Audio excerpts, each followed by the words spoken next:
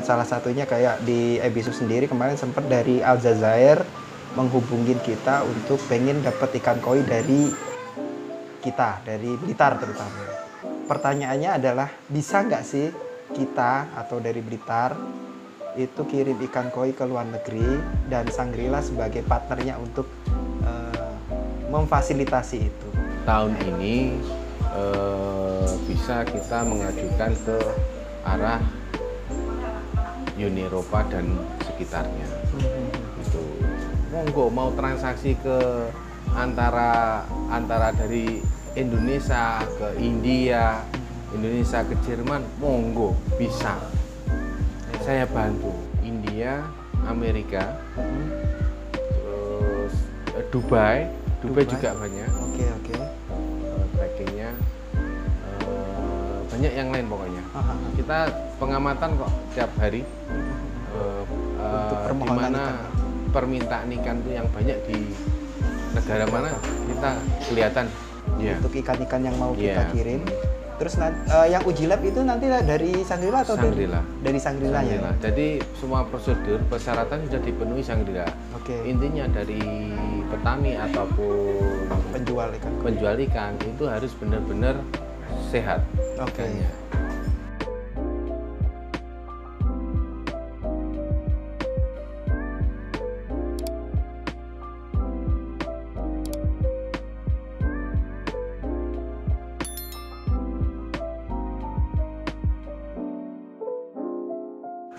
Oke, sahabat koi, 1000 koi 1000 warna.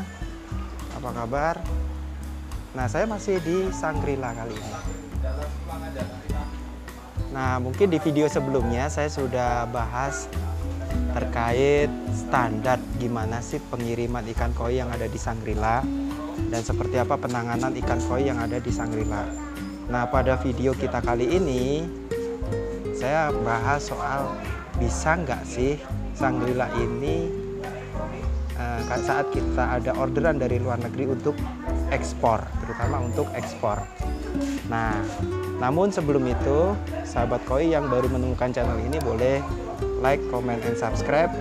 Dinyalakan tombol loncengnya agar mendapatkan video-video terbaru dari Ebisu Koi. Yuk, tetap kita kali ini sama owner dari Shangri-La.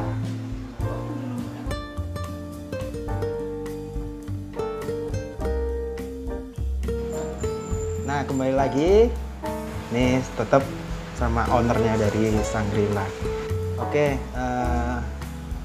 sahabat koi kan ada yang bertanya nih, ada Ebisu sendiri juga bertanya juga sih. Sebenarnya kita ada orderan dari beberapa negara, terutama mereka telepon. Salah satunya kayak di Ebisu sendiri kemarin sempat dari Aljazair menghubungin kita untuk pengen dapat ikan koi dari kita, dari Blitar terutama. Karena kita bingung harus seperti apa, nah pas kebenaran di Shangri-La ini adalah jasa pengiriman ikan koi.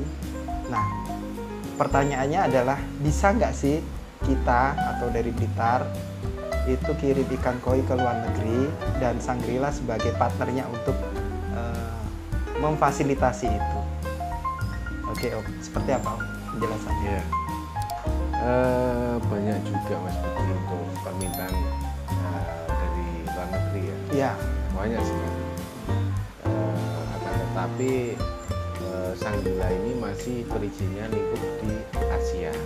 Oke, lingkupnya Asia. Masih Asia. Mungkin tahun ini akan mengarah ke beberapa negara, terutama Uni Eropa.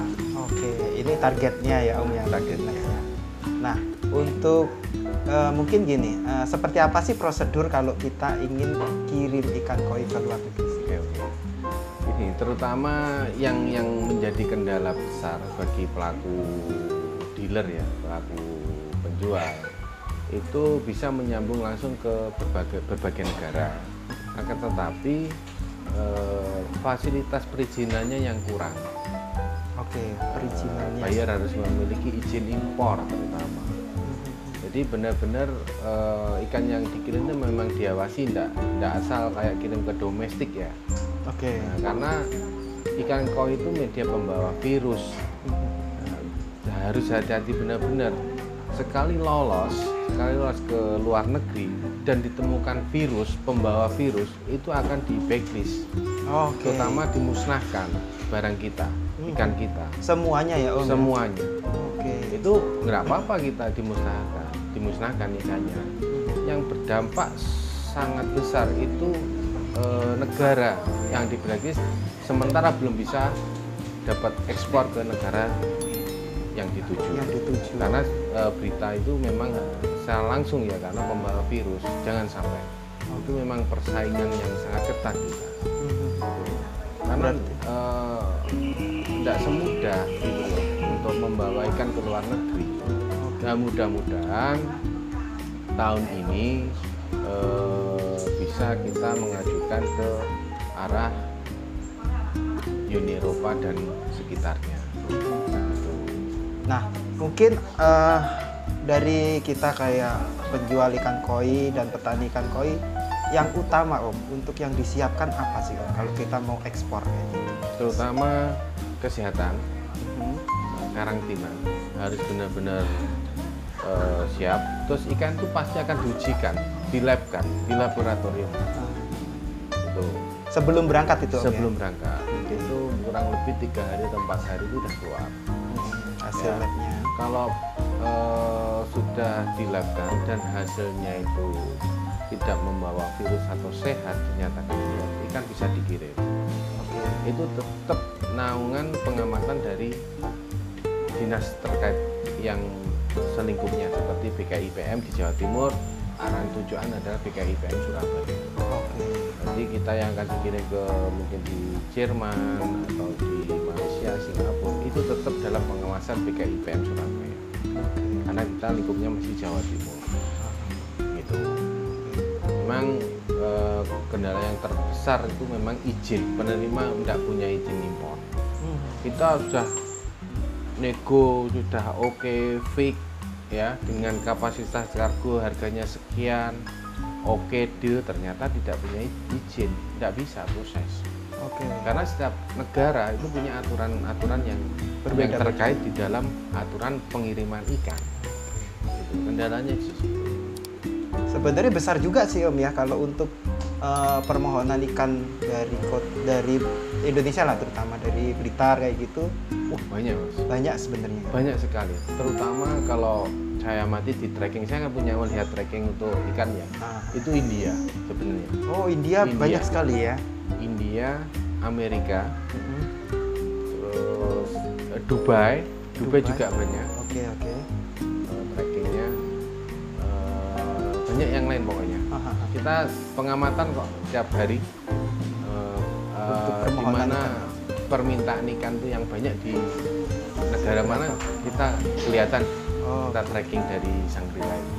Makanya Shangri-La akan mengarah ke situ. Akan ke arahnya ke sana ya? Iya.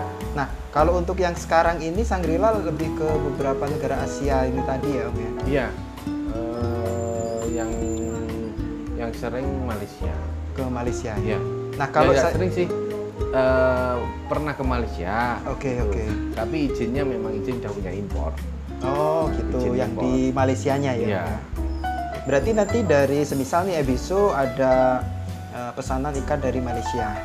Nah, kita udah karantina dulu ya Om ya di ini, terus baru kita uji labkan dulu ya untuk ikan-ikan yang mau kita kirim. Terus yang uji lab itu nanti dari Shangri-La atau dari Shangri-La ya? Jadi semua prosedur persyaratan sudah dipenuhi Shangri-La. Intinya dari petani ataupun penjual ikan itu harus benar-benar sehat. Berarti dokumen-dokumennya itu nanti Shangri-La yang akan menyiapkan semuanya. Sampai nanti go ke negara yang dituju, terutama lingkup Asia. Ya mudah-mudahan tahun ini dilancarkan bisa go internasional, terutama Uni Eropa ya, dan negara lainnya. Tapi untuk prosedurnya sama aja ya Om ya, entah itu Eropa, entah itu Asia, untuk prosedurnya bahwa ikan ini sehat ya? Sama Karena kenapa kok negara harus punya izin? Karena kedatangan ikan itu pun juga diperiksa dari kalau di sini kan memang ada apa ya, petugas yang terkait BKIPM. Di sana juga ada petugas seperti itu. Ikan ini mau dibawa negara ini itu tahan dulu kurang lebih 5 atau 7 hari untuk diproses, dilabkan lagi. Nah, ini benar-benar sehat atau membawa virus. Bila di sana lolos menjadikan ikan itu membawa virus, dimusnahkan. Pasti akan Pasti. dimusnahkan, ya. Dan efeknya itu lebih besar lagi Om ya, Iya. blacklist yang ini tadi ya. Di Indonesia nama juga Iya, iya. bahaya, hati-hati. Oke, jadi sebenarnya sahabat koi nggak semudah kita kirim kayak mungkin antar kota atau antar pulau ya Om. Iya. Ini kita harus, karena yang kita bawa adalah bendera negara juga. Iya, negara. Dan perdagangan ekspor impor ini juga kan banyak yang terkait. Nanti semisal sampai kita salah atau mungkin ikan kita terdeteksi bahwa virus atau bawa penyakit, akhirnya ya semuanya kena ya Om ya. Betul. Memang apa ya, itu memang harus diantisipasi seperti itu. Berarti PR-nya adalah balik lagi ke teman-teman pecinta koi, mungkin dari petani atau mungkin penjual, pastikan bahwa ikan-ikan kita ini selalu sehat ya Om. Iya, sehat, terutama itu adalah itu biasanya harus sosialisasi ya. Mungkin penanganan ikan sakit harus bagaimana, itu harus memahami itu dulu. Treatmentnya harus menguasai itu dulu.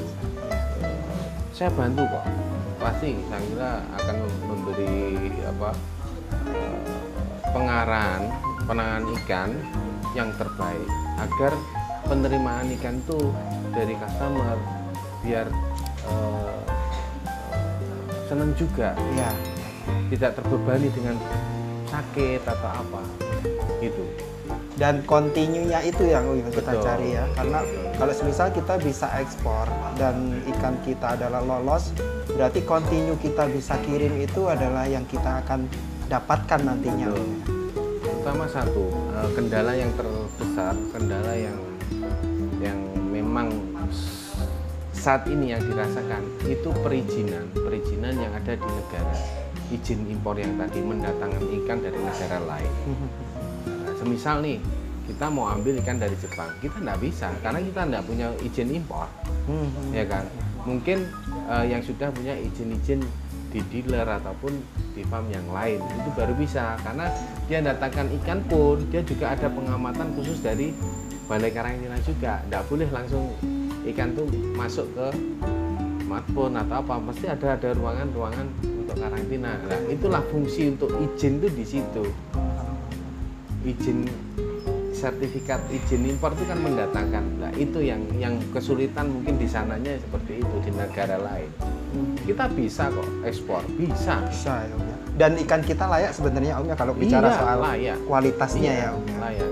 Nah, biasanya yang punya izin impor itu hanya orang yang pemasarnya dari dirinya sendiri, seperti dealer-dealer yang punya izin di dealer-dealer tertentu gitu loh.